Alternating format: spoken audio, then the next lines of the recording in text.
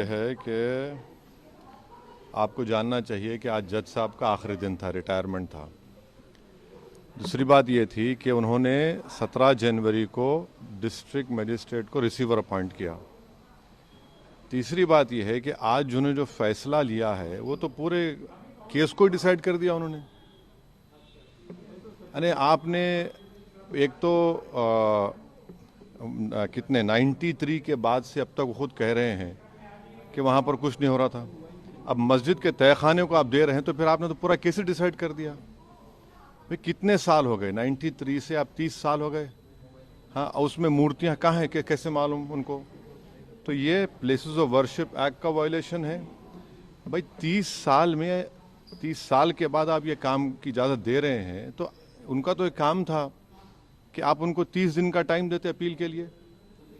आप कहते हैं कि 7 दिन में पूरा निकाल दो, ग्रिल्स निकाल दो और आप इजाज़त दे दिए। तो ये सरासर गलत फैसला है।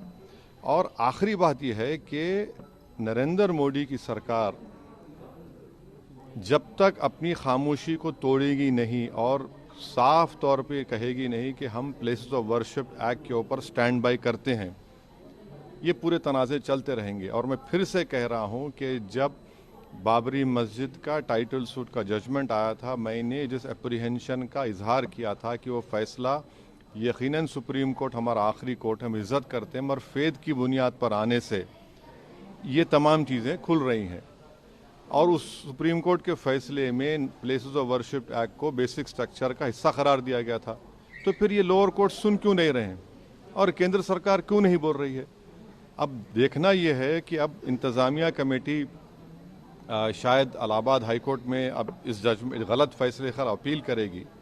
अब नहीं मालूम क्या फैसला आएगा। मगर 17 जनवरी को एक बात कहते हैं, फिर रिसीवर को बोलते हैं ये कर दो आप। आखिरी दिन आपका, खैर उनका इख्तियार है, उसको कोई रोक नहीं सकता। मैं आपके व्यूअर्स के समझने के लिए कह रहा हूँ। और प्लेसेस ऑफ वर्शिप एक्ट का मतलब क्या है?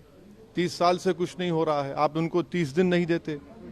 ये चीज़ें हैं सर। लेकिन में जो ईडी कार्रवाई हो रही है उस पर क्या? नहीं अब अभी उस सर, मेरा सवाल इससे जुड़ा हुआ है। हिंदू पक्ष के जो लॉयर है विष्णु शंकर जैन, उन्होंने ये कहा है कि हमारी बड़ी जीत है। आने वाले समय में अयोध्या जैसा ही जब आगे बहस होगी तो उसको लेकर अयोध्या जैसा ही परिणाम आएगा। हाँ, 6 दिसंबर दोबारा हो सकता है इस देश में। 6 दिसंबर दोबारा हो सकता है, क्यों नहीं हो सकता है भाई?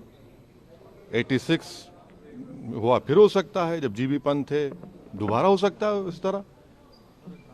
सर, बिहार के सीमांचल में बस आप